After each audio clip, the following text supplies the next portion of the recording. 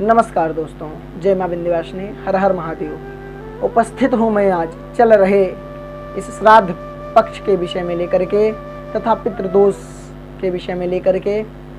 पितृदोष, जी हाँ, पितृदोष यह बहुत ही विशेष विषय है।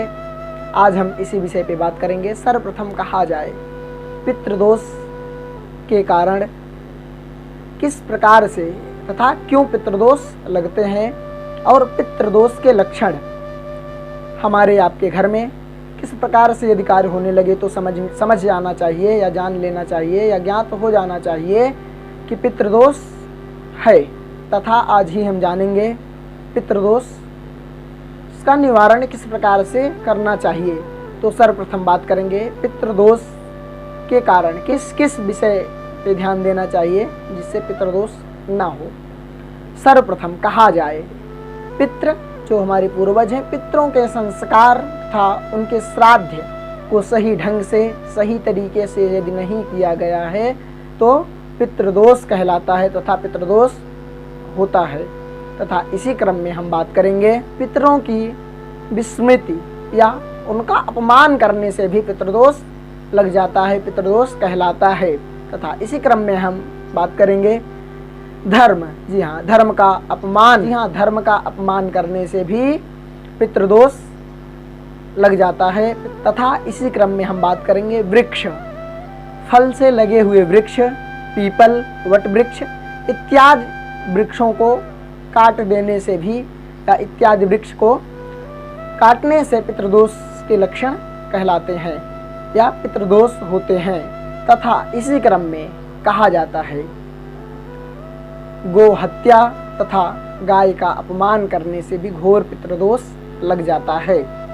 इसी क्रम में कहा जाता है कुल देवी तथा कुल के देवताओं का अपमान करने से भी पितृदोष। इसी क्रम में कहा जाता है किसी पवित्र स्थान पर किसी भी प्रकार की कोई भी गलत कार्य किया गया हो तो वह भी पितृदोष कहलाता है। इसी क्रम में हम बात करेंगे इनके लक्षण के विषय में। हमारे आपके साथ यदि इस प्रकार के लक्षण दिखने लग जाएं तो समझिए पितृदोष है। किसी के घर में संतान की प्राप्ति नहीं हो रही है तो वह पितृदोष के लक्षण कहलाते हैं। तथा इसी क्रम जिनके घर में विकलांग अथवा मंदबुद्धि तथा चरित्रहीन लोग रहते हैं तो उस घर में पितृदोष के भी लक्षण कहे जाते हैं या पितृदोष के लक्षण हैं।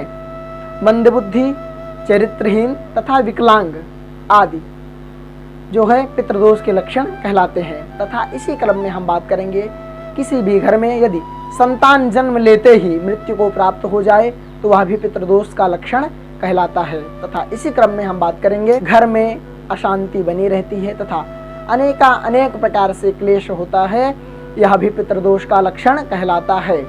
तथा इसी क्रम में अगर किसी परिवार में किसी भवन में एकाधिक लोग यदि एक से अधिक लोग अस्वस्थ रहने लग जाएं तो समझिए पितृदोष का लक्षण है या पितृदोष के भी लक्षण कहलाते हैं।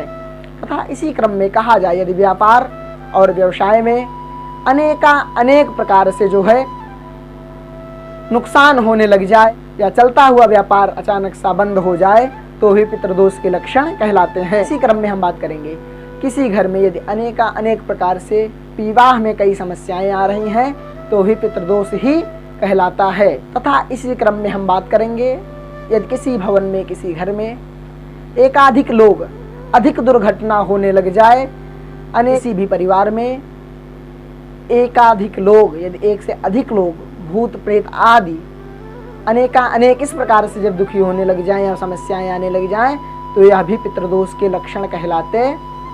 तथा इसी क्रम में हम बात करेंगे जो है पितृदोष से मुक्ति के लिए, पितृदोष निवारण के लिए हमें क्या क्या उपाय करने चाहिए।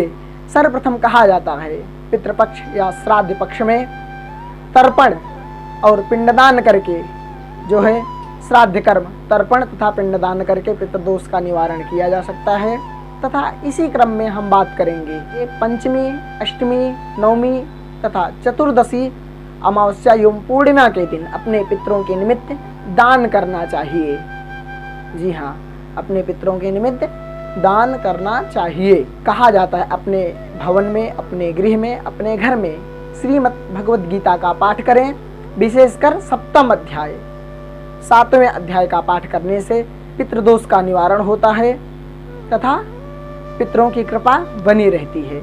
इसी क्रम में हम बात करेंगे गाय को चारा खिलाएं और जो है पंछियों को सप्तधान्य डालें और चींटियों को भी आटा डालें। ऐसा करने से पितृदोष का निवारण होता है और पितरों की कृपा बनी रहती है। तथा इसी क्रम में हम बात करेंगे ब्राह्मण या कन्या को भोजन करावें। ऐसा करने से पितृदोष समाप्त हो जाता है तथा पितृदेव की कृपा बनी रहती है। तथा इसी क्रम में हम बात करेंगे कि सूर्य भगवान को तांबे के लोटे में जल समर्पित करें। ऐसा करने से पितृदोष का निवारण होता है तथा पितृ की कृपा बनी रहती है। जय मां विंध्यवासिनी। हर हर महा